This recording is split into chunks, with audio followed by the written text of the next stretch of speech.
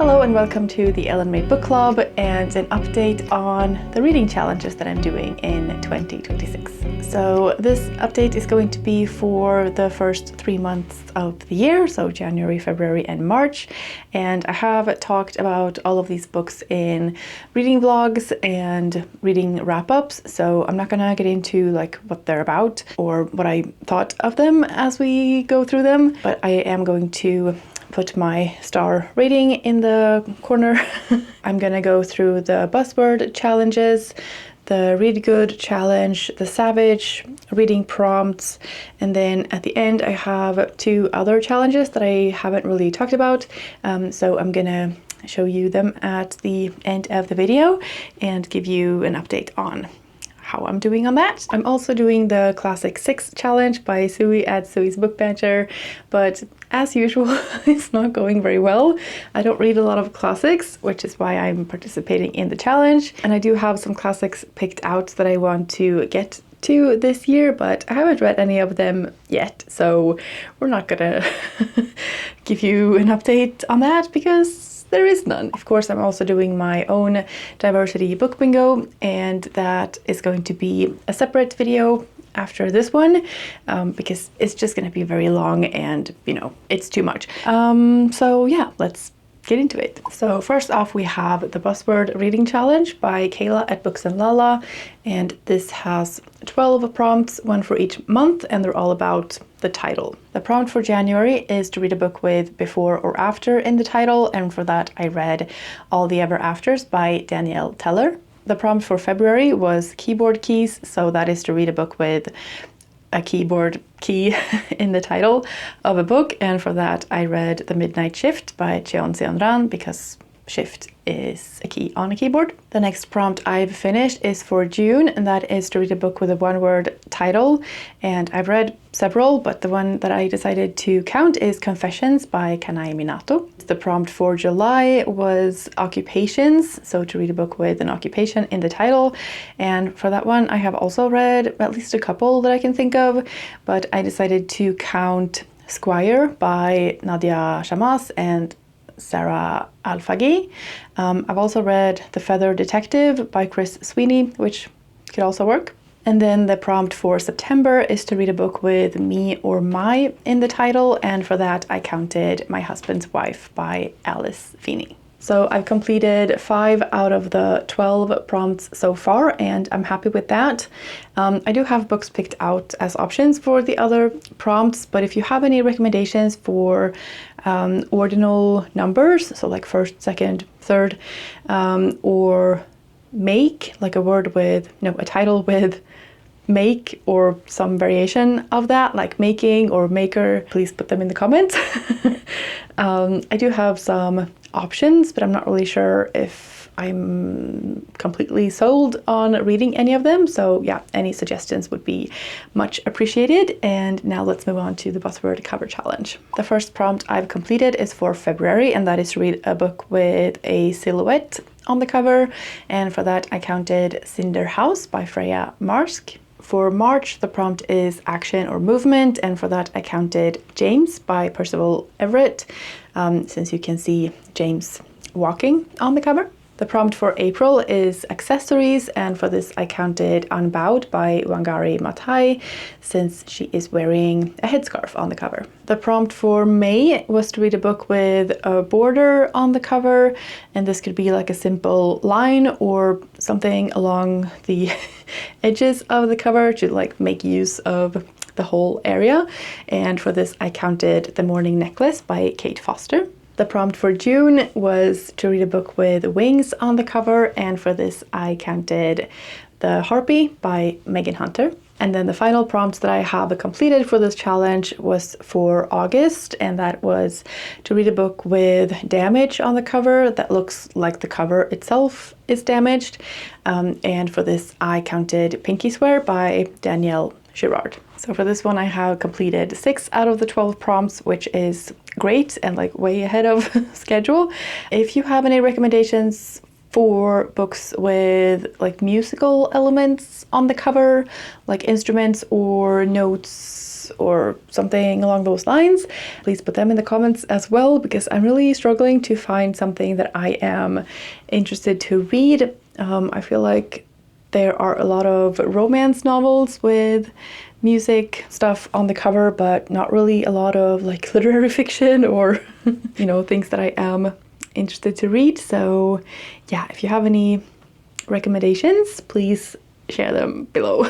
Next, we have the Read Good Challenge, which is hosted by Ben at Ben Reads Good, and this one also has 12 prompts, one for each month, but like obviously I'm not doing them in order. I just slot books in as I go along and as I read them.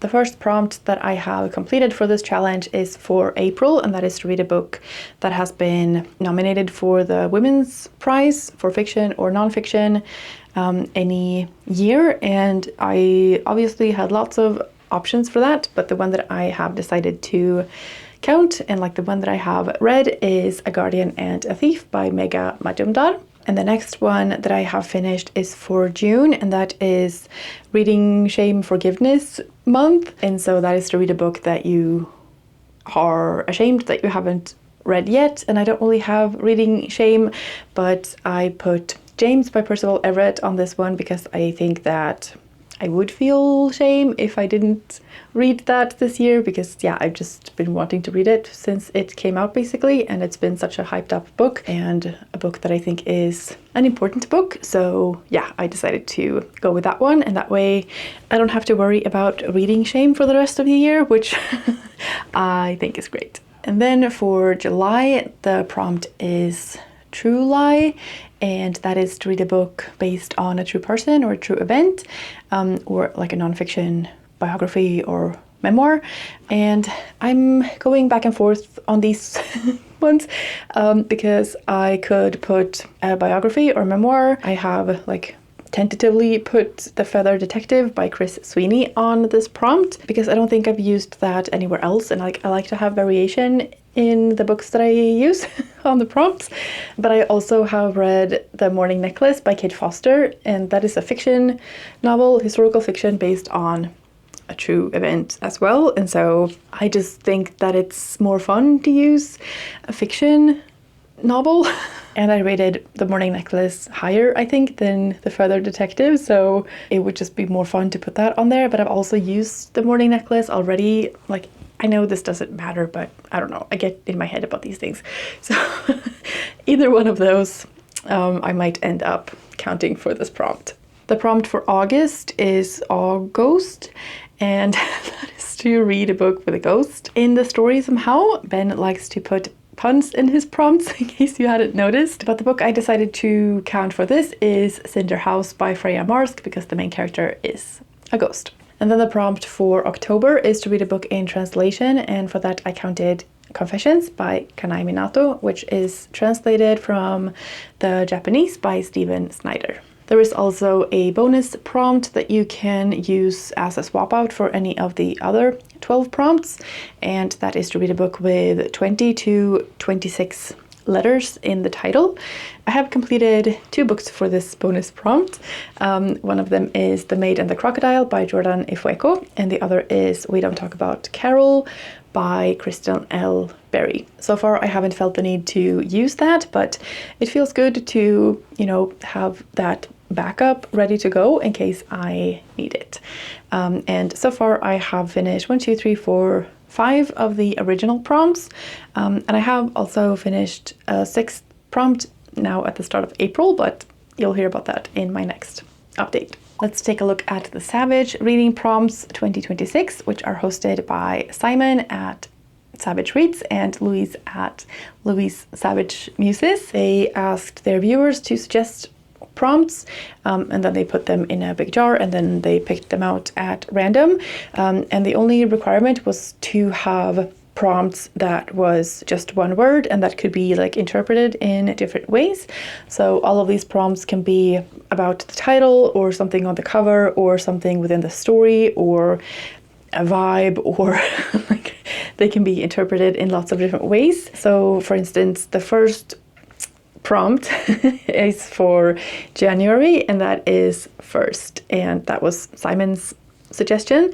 That can mean, you know, having the word first in the title, or it can be the first in a series, or it can just be the first book that you read this year. And that's how I chose to interpret it. So I have put The Midnight Shift by Cheon Seon-ran for this prompt, and that's the first I have completed. And then the prompt for March is Beast, and for this one I counted The Maid and the Crocodile by Jordan Ifueko, because there's a big crocodile god on the cover, and I think that very much counts as a beast. The prompt for April is Class, and that can also be interpreted in lots of different ways.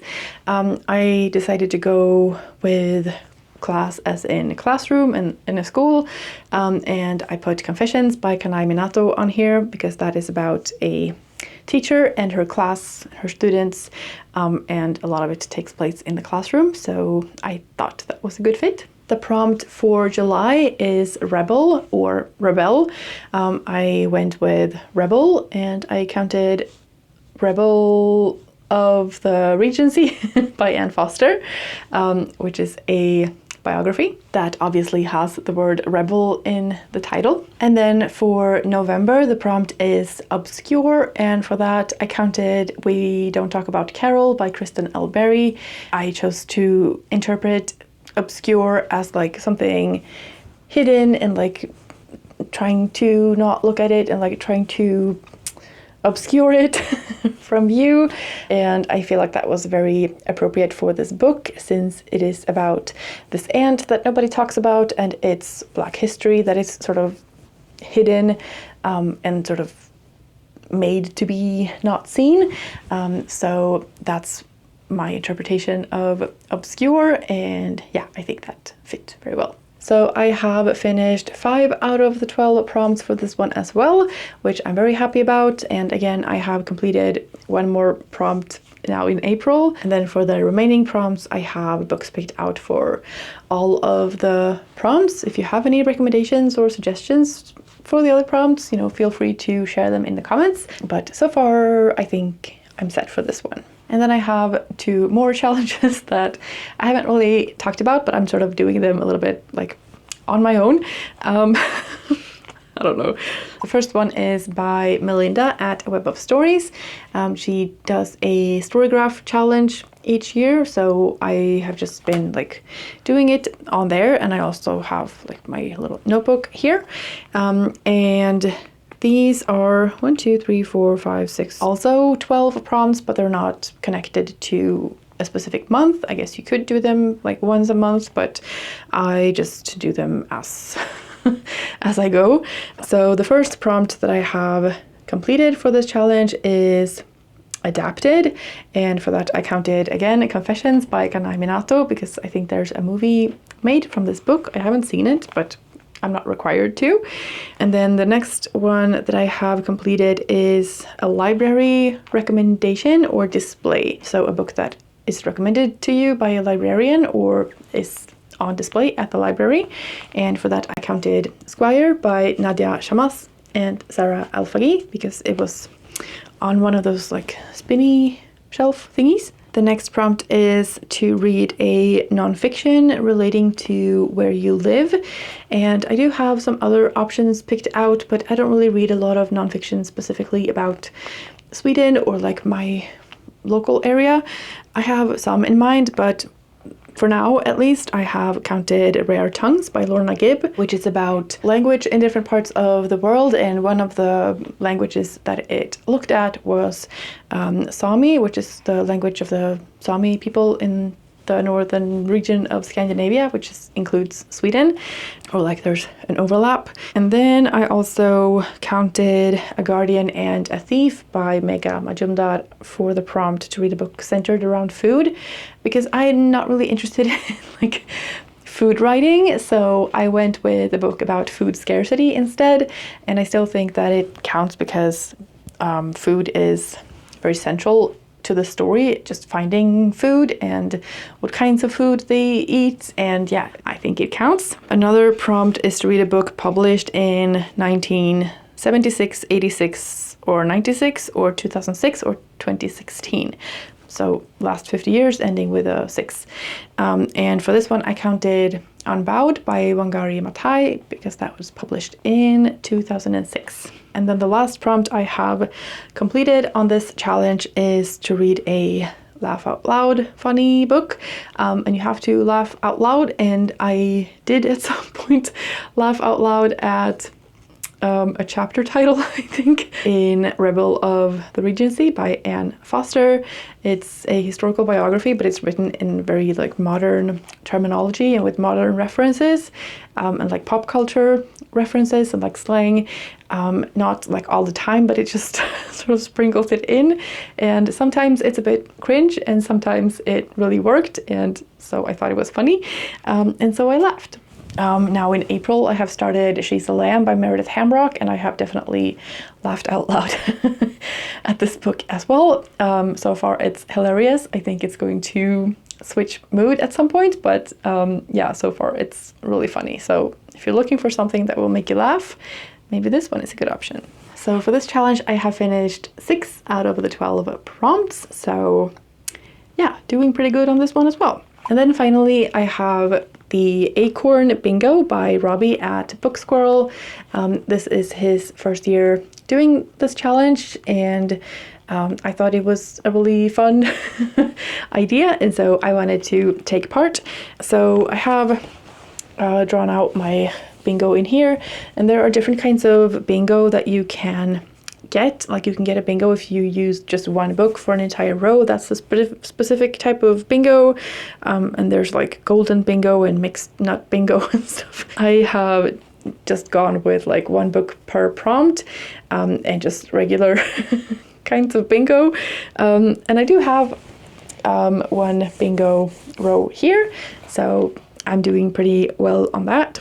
And these prompts are divided into his like ACORN system that he uses to review books. So we have approach, characters, offerings, readability, and narration, and that spells out ACORN, or like the abbreviation of that is ACORN.